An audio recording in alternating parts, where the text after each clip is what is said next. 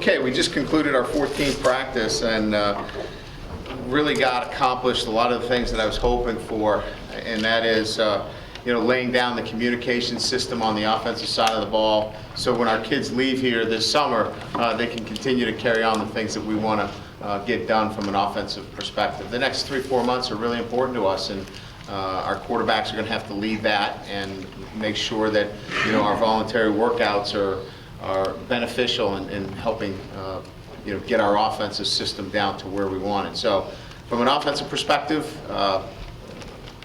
great work for our quarterbacks. I thought each one of them had improved in the areas that we were looking for. As you know, the biggest point of emphasis was taking care of the football and not turning it over. And we we tracked all of our throws, all of our decision making, and I feel really good after the spring that our quarterbacks are well on the way to being the quarterbacks that we need. That is very efficient, takes great care of the football, and can make the throws when necessary. So I feel really good about that. The receiving core, as we know, is a little thin, but John Goodman, Robbie Toma, and this last week, Devarius Daniels really stepped up his play and became a guy that we can feel comfortable now saying that he's going to help us win games next year.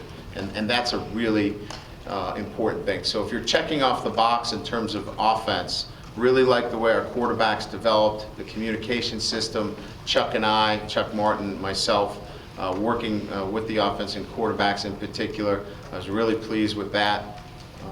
The receivers, Goodman and Toma, established themselves, and then Devarius Daniels and Daniel Smith. Danny is a young man that had to fight through a number of injuries. He did not miss one spring practice, and that was really big for him in terms of his confidence, but it was really big for us in developing the players that we need for the fall. I think we all know about Sierre, Theo, both of those guys, and George proved to be three guys that can help us win football games. I thought Sierre had a great spring, transitioning in a sense to some of the wide receiver work that running back now needs, and I thought he did a terrific job. I mentioned him the other day in our meeting. We're really short on some receivers. He jumped right in at wide receiver without having to be asked.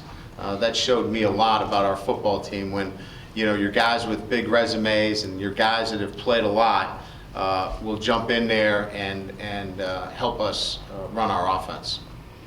Offensive line, we know about the left side in terms of Zach Martin was again just continues to get better. Him and Chris Watt working together is outstanding for us. And now the battle on the right side.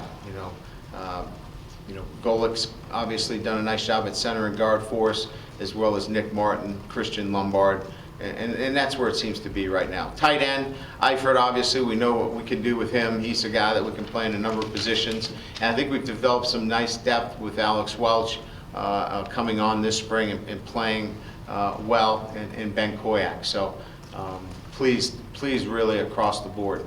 From a defensive standpoint, it's been about the corners. I know people have talked a lot about how you're going to replace those two guys, and then Harrison Smith. Really pleased with the three-man rotation with Jamor Slaughter and Zeke and Austin at the safety positions. We can go play right now and feel really good at that. At the cornerback position, it's still a battle between Low Wood and Josh Atkinson out to the wide field. Bennett has done a great job as our boundary corner, and Cam McDaniels had some nice practices and has come a long way in a very short period of time.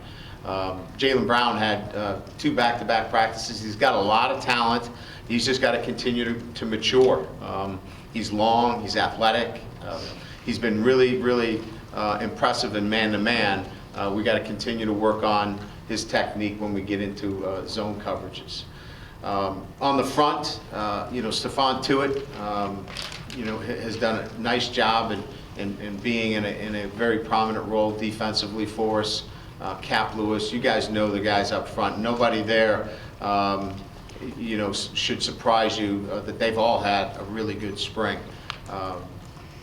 Again, great depth on the defensive line as well. I think if there's some guys that have shown themselves a little bit more, I think it's been Ishak Williams. Ishak has really impressed me with his sense of urgency. I thought that last year there was a lot of thinking. Now he's reacting.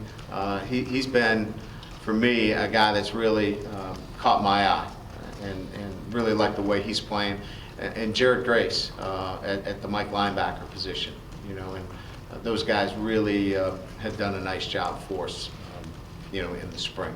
So that's kind of my initial thoughts, overview, offensively, defensively. For the spring game, because we're short in numbers at the cornerback position, and in particular at the wide receiver position, and we do want to protect some guys. If we were to go strictly blue versus gold, you get guys like Zach Martin that's going to have to play 4 quarters. I'm not interested in that. I know what he can do. Tyler Eifert would have to play a lot. I'm not interested in having him out there the whole game. Manti would have to play quite a bit, across the board. So we're going to go offense versus defense, and in that system, we'll try to have it, ones versus ones. If you say offense versus defense, it's really A and B. So A goes against A, B goes against B. And it's not ones versus two. We're trying to balance it the best we can. So if it's A versus A, offense versus defense, it's not strictly ones versus ones, okay? And then the second offense comes out, it's not all twos. We're mixing and matching players in there. Has everybody got that? You look confused, Eric. You've been doing this a long time. Are you using the Stableford scoring system? We've tried that. That's not going to work. We're actually going to go with a very simple. I've been doing this a long time, and I've had to have situations like this. So I've really looked at all the scoring systems that I've used, and we're going to make this a team scoring system. There will not be any individual points. For example, there won't be points for sacks or tackle for loss or pass breakups or any of that stuff. It'll be very simple. We're going to talk about stops and turnovers for the defense. Their points are earned by stops and turnovers. So if they stop the offense before they get to the 50, they're going to get 4 points for that. If they get a turnover in that area, they're going to get 7 points for that. If they cross the 50, they're going to get 2 points for a stop or 3 points for a turnover. So our defense is thinking in team aspect, stops and turnovers. And incidentally, one other thing, if they hold the offense to a field goal, if they stop them and hold them to a field goal, they get a point. We believe if we can hold you to field goals, that's a mark of doing a very good job in certain situations. So that's it for the defensive scoring. So it's 4 and 7, it's 2 and 3, and then it's 1 for a field goal, and then it's traditional scoring for the offensive side of the ball. So everybody here today should be able to keep score on Saturday. I've laid it out carefully for you. I think I've done a pretty good job. Okay? We will start possession on the 35-yard line, and for that, in terms of, we will have no live ST. We will punt it, but it'll be a fair catch situation. We will do field goals and extra points, but again, it will not be a live situation relative to our special teams. Okay? And we're going to show, everybody's got film on us, so we're going to run our offense and we're going to run our defense. And our quarterbacks are live. All 4 quarterbacks are live. So they need to be live. They need to be part of it. We can't, put a cylinder around them. They got to get into the flow of the game and the action itself. We'll stop the clock in the first half. We'll take about a 15-minute break, and we'll run it in the second half. Keep the game to under 2 hours so you guys can get to all the important things that you got to get to the rest of the day.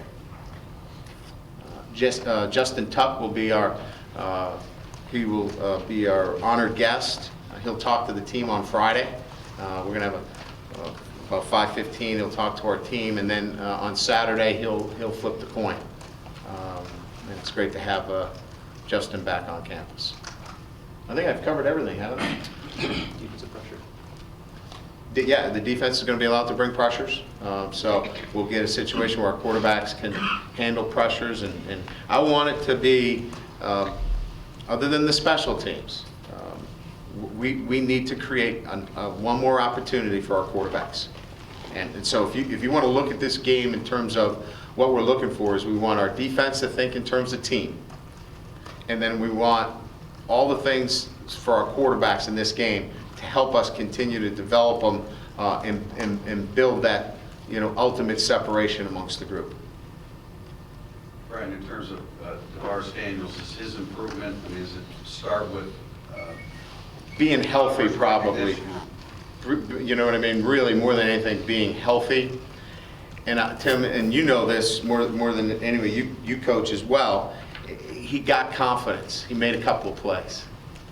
So once you make a couple of plays, then he knows all he's heard is all this potential, and then he makes a couple of plays, and that's just the igniter. And once that got ignited, he made a ton of plays. So we know it's there. Now we got to get it from him, and we feel really good about going into the summer now as it relates to Daniels. And you're talking the points of emphasis with the quarterbacks, first and foremost, protecting the football. And Tommy Reese, I know you don't want to talk depth chart, but he ended the season as a starter. What did he do? I mean, what were the other points of emphasis with him in addition to? Just keeping plays alive, using his feet. He's a better athlete than he gives him credit for. He really, he just kind of rolled and threw the ball away and never really tried to extend. So we've tried to give him opportunities to extend plays, as well as, doing a better job with ball placement. We threw the ball into, obviously interceptions that could have been avoided. And so for Tommy, I think it's just, continued mechanic strengths in terms of throwing the football, and he can make all the throws. He can be on the right hash and he can throw the curl to the field. I have no problems with his arm strength. We know he has the mental ability to play the game. Tommy's thing was turnovers. And if Tommy didn't turn the football over at the rate he did last year, we'd be talking about this kid at the highest level. He did, though. So that's why it's open competition. So he's worked hard on that.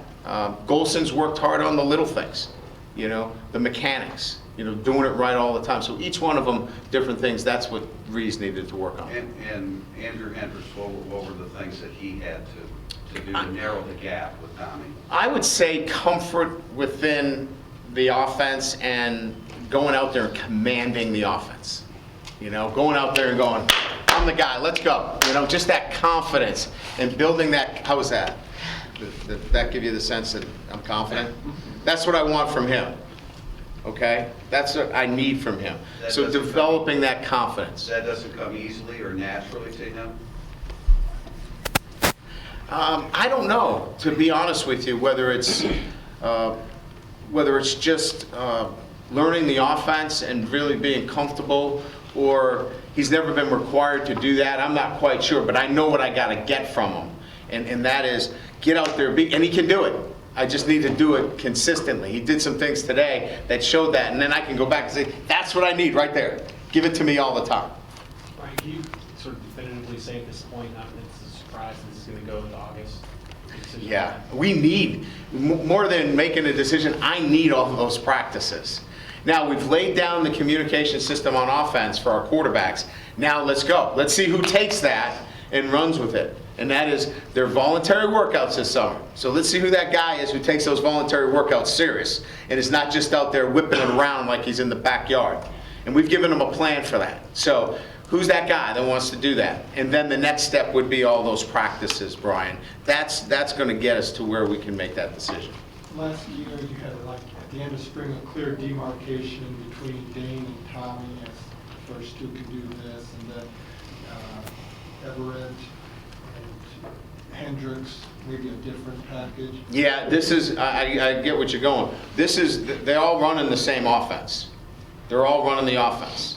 Now, Everett, maybe we roll him out a couple more times. But everybody in this offense, each quarterback has run the segments that we want down. Maybe you accentuate a little bit more of their strengths by running a particular play for them more than another. But all of them have to be able to digest. So we're not calling, like we did last year, 2 different games. We're not installing, 2 different sets of offenses. This is one offense that they all have to master. And is it fair So one going up real quick? say that Okay, so there was a constant beeping there. So Just want to make sure that. Who was it? I think it was News 57, wasn't it? Was it News 57? Yeah, it was. You got to get back to the office? Oh, yeah. Cat's up a tree? Timeline.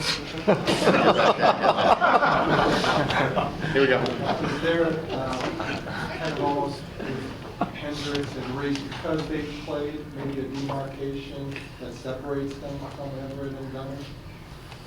No, I think the only thing that would separate them is not being able to do what we asked them to do within the offense. Because we started over. We went back and started over and retaught all the principles. So, no, I mean, Tommy gets a little bit because, you know, he's got a knowledge base that helps him maybe check plays and things but there's no demarcation because of that, because we started from scratch. All of them are digesting the same thing at the same time. And you experimented with Jamoris at corner. Is that something you might revisit? No, I don't think it's an experiment. He's in there if we need him. You know, if we get into a bind and we lose a guy or two, you know, he can go in there and you know, it's just like, you know, if you're, I remember when I played baseball, you know, I carried 2 gloves. I carried a catcher's mitt and a first baseman. I was a hell of a catcher, by the way. But I carried a first baseman's mitt. That's kind of what we're doing with Jamoris. He's our safety, but he's got to be ready to go in case we, you know, need him. How was that for a baseball analogy? I could use some first base help. Well, just carrying the extra glove.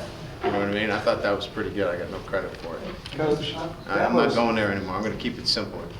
Dabo Swinney said the other day that he would be interested in Clemson playing a different opponent for the spring game. What are your thoughts on bringing in a different team rather than the traditional format of a spring game? No way. No way. Why is that? Well, risk of injury when they count. You know, they're not gonna count it in the spring. They're gonna count it in the fall. And so I think the risk of injury would outweigh it for me. You know, you really don't have the time. I need the spring to do what I just did, to teach the fundamentals of reading secondary coverage and corners. It's, you know, I mean, I need that teaching time, that skill development. I think we then become, you know, the NFL. You know, just go out and play games. Play as many as you can. I think we need that time for teaching. At least I do. Brian, when you were talking about Aaron last week, you said, you know, as a guy in the locker room, looked to see his head down as you went there. Where does Lewis fall in that group? I'm sorry, I didn't hear. Knicks, where does Big Lou kind of fall in that group of a guy? Oh, kids You love keep him. an eye on him in the locker room to see if he's, you know. Oh, Lewis has never got his head down. He's always got something to say. He's always upbeat. You know, he's got that personality. You know, so he's not a guy when I go in the locker room that I'm worried about. You know, Big Lou. You know, it's just like anybody else. You just want all of your players to be consistent. You know, but no, I don't worry about Lou. Brian, he's had, when he was a freshman, I know he had some bouts with homesickness. I mean, he always says he's a mama's boy and so forth. I mean, is it a little bit of a roller coaster ride with him from that standpoint? You know, I honestly, I couldn't say that I sense when I'm around him that has homesickness is anything to do with how he goes to work. It's just, you know, he's got to work hard every day. You know, we're challenging him every single day, like all of our players. So I think he's going through anything. If he is going through anything, it's just a matter of, you know, life at Notre Dame. You know, and I know there's been a lot of reports and about what Lewis said and what he didn't say. I don't see that. I see a guy who is upbeat and he's funny, and you know, I'd probably like him to stay away from the social media, but you know, that's his own doing. On that topic, you kind of made tongue-in-cheek comments in the past just about social media and the players' use of it.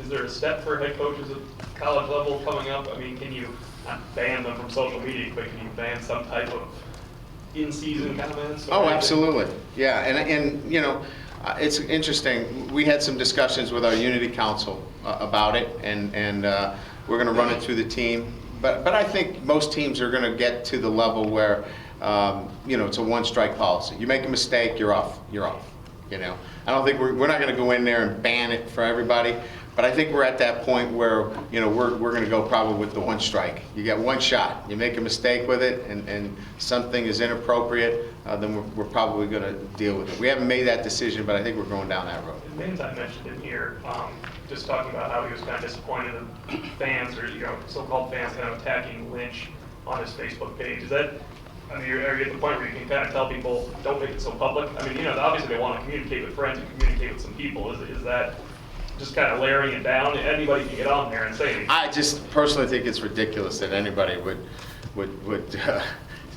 attack a 19-year-old kid for wanting to be back in Florida. I just don't understand that myself. So that's just a personal point. But yeah, I mean, if you've got Facebook, you open yourself up to that. So I understand what you're saying. I just don't understand the other end. Coach, how are you going to decide who's going to be the starting quarterback, ones versus ones? It's easy to read in to say, hey, that's his guy because he put him out there first. How are you going to decide if it's Well, because they're all going to play with each unit. You know what I mean? We're going to just rotate them through. And seniority usually starts. So Tommy will be the first guy out there because of seniority. Okay. And we'll roll out generally by seniority, and that would go Rees, Hendricks, Golson, and Gunner. Okay. But what you'll see is that they'll play with both units. Because I can't evaluate Everett if he's just with the B unit. Right. You know what I mean? Tommy's got to be with the B unit too. But we'll roll them out by seniority. And can you talk about Daniel Smith and just how much he's grown this spring and what he needs to do? Yeah, Daniel's important to us. We need him to come up and be a consistent player for us. And it's been about injuries for him. Sure. He's got the injury bug, and it looks like he's kicked it because he made every spring practice, and he hadn't been able to do that in his previous time here. So really positive step for Daniel Smith this spring. Jared Grace seems to have really been very Yeah. active spring. Can you look at his progress, and is there even a thought of maybe trying him at will? You'd be in the staff meeting room, and you'd want to move everybody. I got it. You want Slaughter at corner. I like that. We think with Fox and Calabrese, we've got two guys there that we think that position is in great hands. Could he play well? Sure, he could. But we like the wills that we have. And now developing Jared Grace, for right now, and then obviously in the future. What's enabled him to just progress as well? Well, he's a smart football player. He knows the game very well. He's so focused. His football intelligence and his focus allows him to really progress quickly. And at the drop linebacker, has anyone established himself maybe as the number one there, or is that still open-ended? It's still open-ended. I mean, it's been a really good spring. Ben Council has looked really good. Danny's done some nice things too. It's nice to have both those guys there in a very competitive situation for us. Another position change, Eshak over there? Okay, we'll think about it. I know who to come to. Just following up on Eshak, that he has come so far and so forth. I mean, how do you envision that rotation with Prince? And I guess following up on Louis, I mean, can you get those guys on the field at the same time? Do you just want to have a rotation there? It's a great question, and it's really proving to be a very good situation for us, because we really feel like with Prince and Eshak, and obviously Lewis and Kona, Stephon Tuitt, and that's not even putting out Springman, who I think is really going to help us, and we continue to move forward. So yes, we have to have a great rotation, keep those guys fresh, keep them on the field. I think it's going to be a real strength for us. Brian, just getting the roster, you have 2 or 3 defensive line walk-ons who are not your typical walk-on size. I mean, with Lynch out of the picture now, do these guys have a chance going in the fall? Well, it's interesting. I think that the walk-ons have really provided us with some great things. Matter of fact, they have been so important in a number of roles. Obviously, keeping our guys fresh and allowing them to practice, filling in some key situations. So I made a decision to include all of our walk-ons on our trip to Ireland. because of the work that they did. I really appreciate all the work that they did. All of the guys that came in provided us some great help. So they're all going to travel with us to Ireland. So I felt pretty strongly that they did some really good things for us in the spring.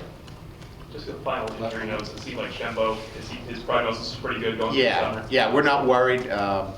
He went up to the Cleveland Clinic and had that surgery done. And, you know, Brian Radigan really likes his progress. So we feel really good. He does. He wants to get out of the boot and get going. But we don't feel like there's any problem. And I will give you another update. I'm really, really pleased with Braxton Cave and his ability to move. We've, you know, we probably could play him, but we don't need to.